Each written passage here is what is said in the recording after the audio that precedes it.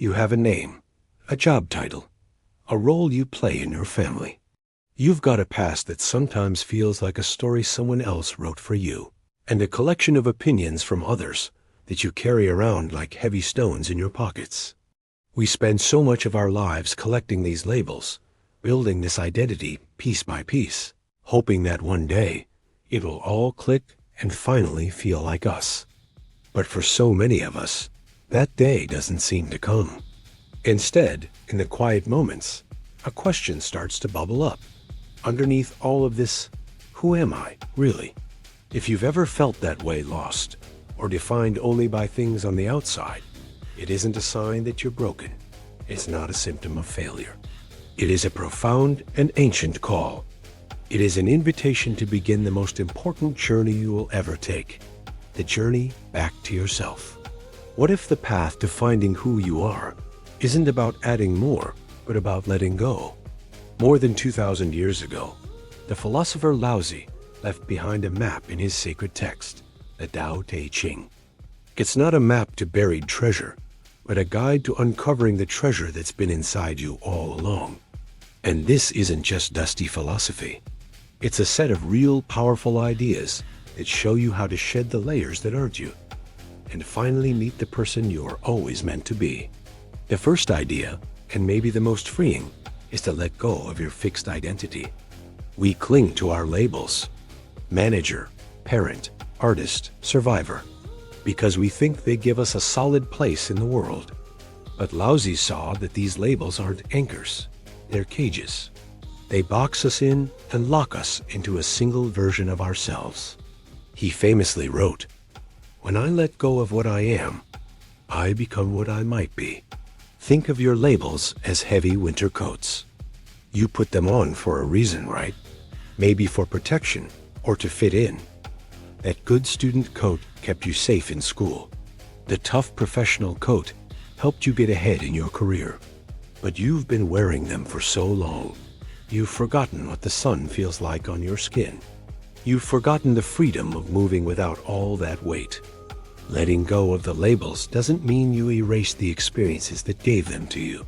It just means you're no longer confined by them. You are no longer just the coat.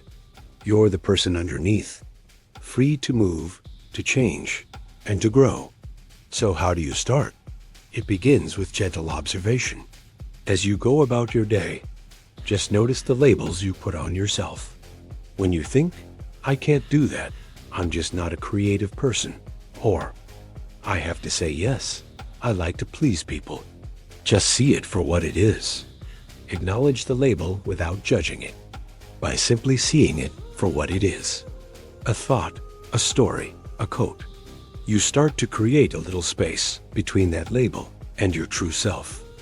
That space is where your potential is living. Letting go isn't about erasing who you are. It's about expansion. The second insight guides us away from all the noise of the modern world and toward the quiet whisper of our own soul. Embrace simplicity. We're told that to find ourselves, we have to do more. More travel, more achievements, more stuff, more goals. We're taught that a full life has to be a complicated one. Laozi taught the exact opposite. He said, "I have just 3 things to teach: simplicity, patience, compassion. These 3 are your greatest treasures." In the frantic race for more, we lose touch with ourselves. Our minds get cluttered with desires, to-do lists, and anxieties. Laozi compared this to a pond of muddy water. If you want to see the bottom, to see what's really there, you don't stir it up even more. You don't try to scoop the mud out piece by piece. You just let it be. You allow the mud to settle. In that stillness, the water clears. Our minds work the same way. Simplicity is the act of letting the mud of your life settle. This isn't just an idea. It's a practice. It means decluttering not just your home, but your calendar and your mind. Look at your commitments and ask, does this actually nourish me, or does it just fill my time? Look at your desires and ask, is this something I truly want, or just something I've been told I should want?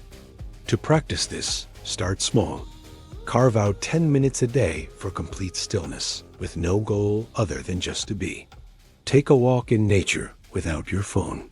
Eat a meal without a screen in front of you. Every small act of simplification helps clear the water. And it's in that newfound clarity that your true self, your own nature, can finally be seen. When you realize there is nothing lacking, the whole world belongs to you. Follow the rhythm of your breathing in and out. Thoughts will come up, that's what minds do. Don't fight them. Just notice them, like clouds passing in the sky, and gently bring your focus back to your breath. This practice creates a space for you to receive, not just search. You're not trying to force an answer. You're creating the quiet space for the answer to find you. As Laozi asked, do you have the patience to wait till your mud settles and the water is clear? Can you remain unmoving till the right action arises by itself? And that brings us to one of the most powerful and most misunderstood ideas in Taoism, Wu Wei. It's often translated as non-action or effortless action, and it's the secret to moving through life with grace and peace.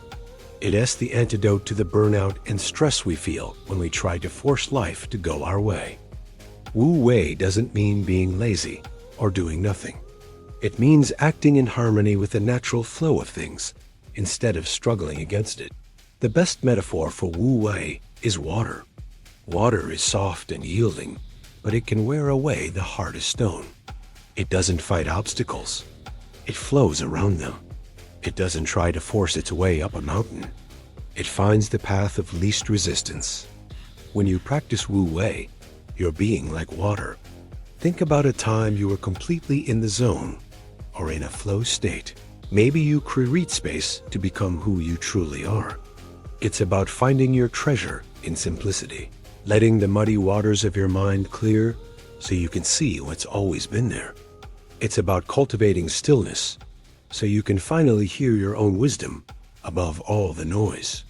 And it's about learning to move with the river of life instead of fighting against it. Knowing your true self isn't some big, dramatic discovery. It's a series of small, quiet moments of return. It's the gentle choice, over and over again, to take off the heavy coat that isn't you, to value the simple over the complex, to listen to the whisper of your heart over the roar of the world, and to trust the beautiful, natural unfolding of your life. The person you're looking for isn't lost. They've just been waiting, patiently, underneath it all, for you to come home.